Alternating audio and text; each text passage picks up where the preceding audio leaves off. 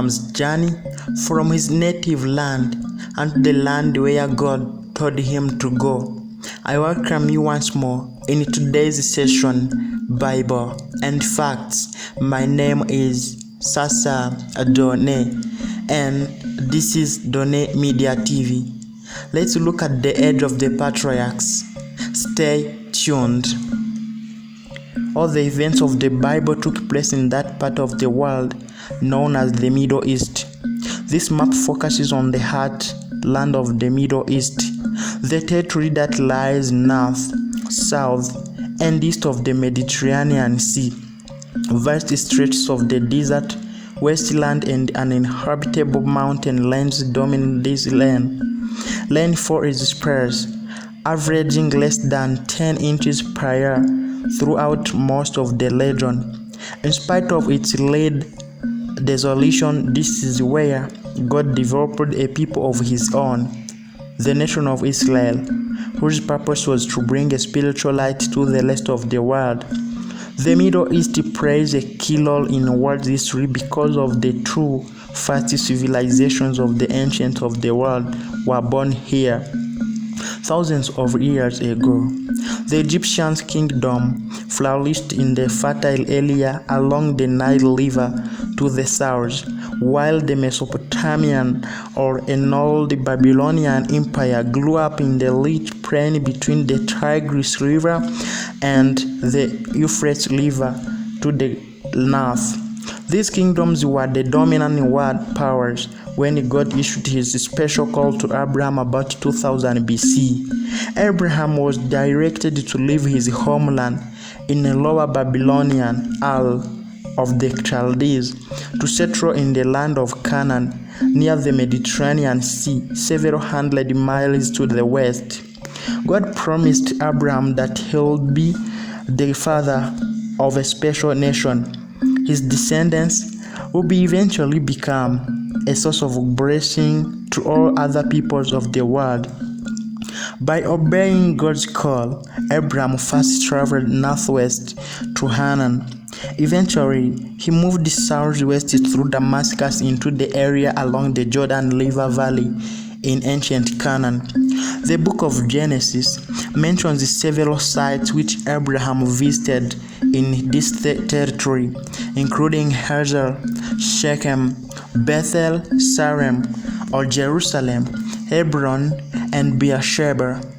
Drought conditions must have been common in Canaan during those days, since Abraham was forced to migrate into Egypt for a while to escape a severe famine.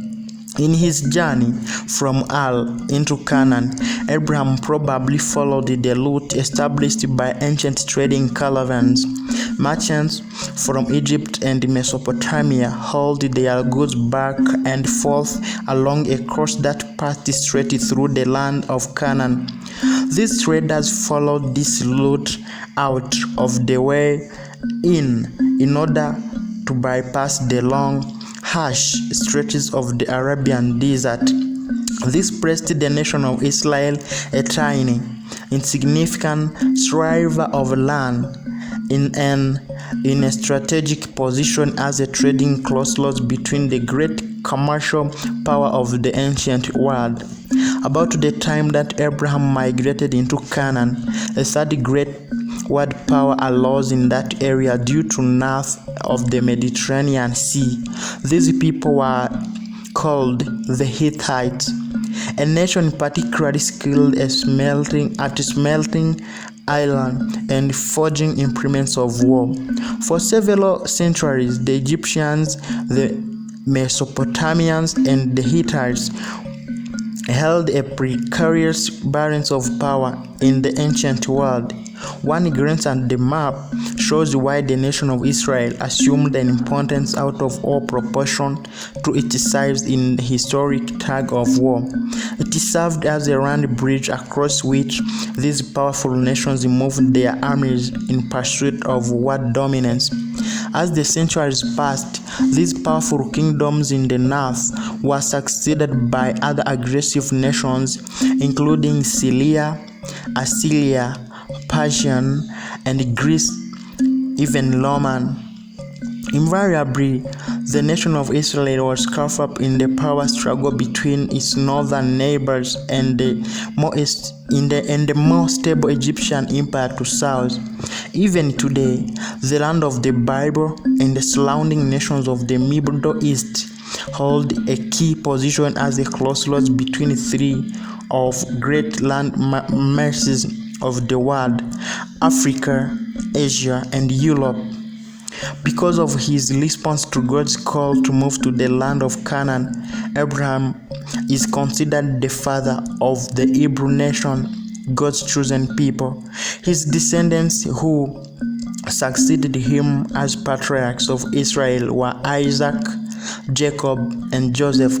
The stories of their families and of Joseph's settlement in Egypt about 1650 BC are recounted in the book of Genesis, and we've looked at it in our previous video.